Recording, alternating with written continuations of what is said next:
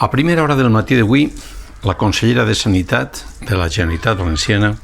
s'ha afanyat a justificar les xifres d'inici, d'incidència,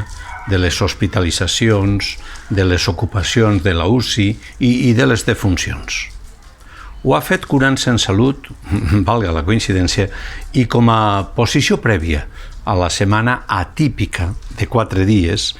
d'un temps atípic de falles, on hi ha els 3 actes irrenunciables per a aquest món, la plantar, l'ofrena i la crema. El món faller sap que aquestes falles no tornen a ser mai més com abans, i segurament per això es vol cremar els darrers cartutxos, perquè el món econòmic que mou al darrere els pressiona i molt. Tothom sabem que es corre un risc molt gran, però el pes social, l'econòmic i el polític